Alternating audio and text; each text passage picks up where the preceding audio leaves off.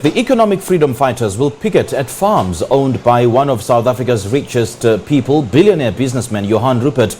The party wants to show its disapproval for the arrival of the first European settlers more than 360 years ago on the 6th of April in 1652.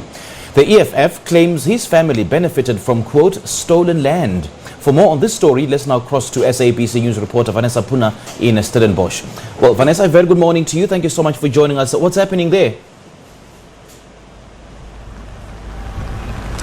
Yes, good morning to you. And at the moment, I can tell you that quite a number of EFF supporters have started arriving here in Stellenbosch. I'll step out of shot for just a second so that you can see behind me. A few taxi loads have just arrived. And also under that gazebo over there, quite a number of supporters are gathering ahead of the march that is scheduled to start at 10 o'clock this morning.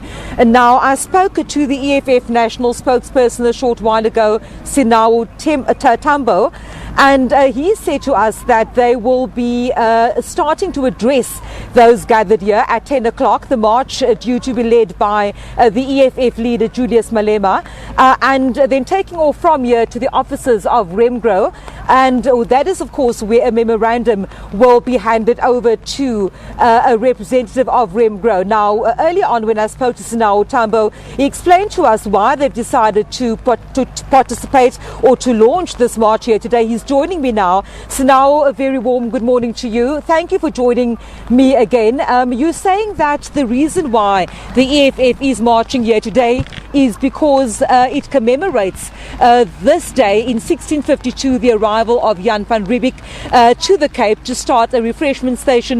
And that's of course where you say colonialism has done indigenous people out of land. Explain to us exactly what you will be calling for in your memorandum to Mr. Johann Rupert today. Absolutely. So we're observing the 6th of April 1652 as the beginning of the cardinal sin of the dispossession of land from African people.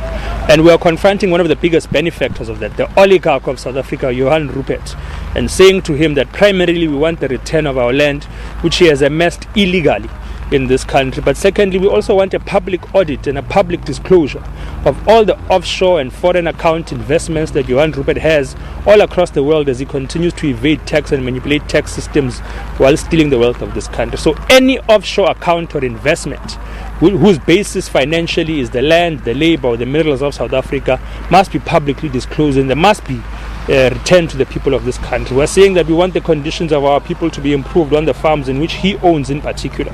Our people are paid in wine here in Stellenbosch and alcohol. Our people are abused in Mpumalanga and dismissed ad hoc without any formal process. And we're saying that the living conditions of farm workers must be improved under his guidance. But also, we are saying that Johann Rupert must cease to participate in the manipulation of the political system in South Africa to ensure that his wealth is untouched. He is the biggest funder through all of his entities, such as Naspers, which is part of the Stellenbosch mafia, and such as many media networks, and also Remgro, the retail network, which has a totality over all of our lives.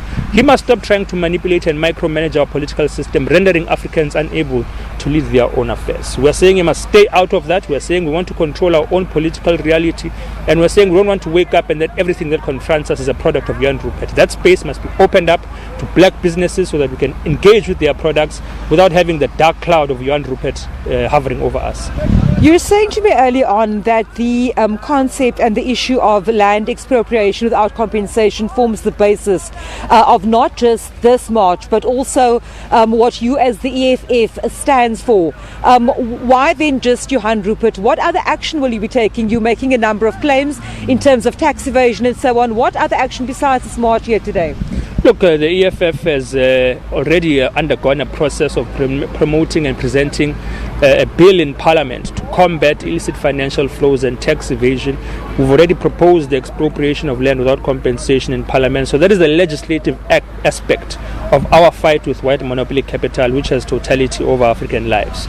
We're also a grassroots movement, a protest movement as the EFF, and part of our core identity is the question of the land. Without the land, we are nothing. Without the land, you cannot produce agriculture. Without the land, you cannot have decent settlement. Without the land, you cannot anchor a trajectory of development, build railways, build proper SOEs, industrialize. So the land is the basis of all policies of the EFF, economically and politically. And so to confront Johann Rupert, because he stands as the first citizen and the first land benefactor in this country. He's the richest man in South Africa. He's one of the richest men in the world. And that wealth comes from the dispossession of African people, whom he passes on a day-to-day basis here in Stellenbosch and Kayamnandi in Somerset, where he stays. He's confronted by the reality of African poverty, and it doesn't faze him. Yet he knows for a fact that that wealth was not acquired legally. His ancestors dispossessed our people, and that is why he stands as one of the richest men today. So no one must attempt to tell African people that they don't work hard enough. No one must attempt to tell African people that they must stop pointing a finger at anyone. Our conditions today are a result of colonialism and the underdevelopment that has made us no meaningful role players in the global and domestic economy. We're only security guards, we're only kitchen girls, and that is a deliberately engineered system which Johann Rupert profits from. What have the discussions, or have you had discussions with Mr. Rupert to date? Not yourself personally, but also as the EFF.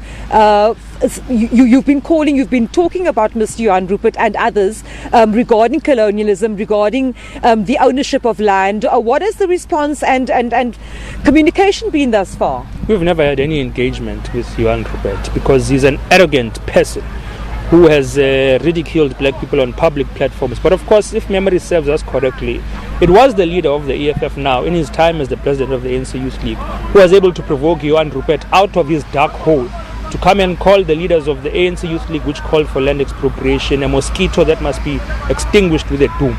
So our engagements with Johann Rupert have been some form of passive aggressiveness, but we're not interested because he's an arrogant person who has also taken a public platform to claim control over the taxi industry, and that those red guys, referring to the EFF, must be careful if they are to wage a war with him because he's got an army supposedly in the taxi industry. So it has been that type of relationship. He is unwilling to repent from the colonial sins that he's complicit in. He's unwilling to take responsibility for the fact that he's perpetuating crimes against humanity by amassing wealth while people live in such abject poverty in this country. So that's our engagement with him. He's an arrogant person. He's threatened us with a taxi industry army that he claims to have control over. So we're putting him on notice that we know where his assets are. We know where our assets are, in fact, and we can come for them at any point in time, whatever threats he wants to make.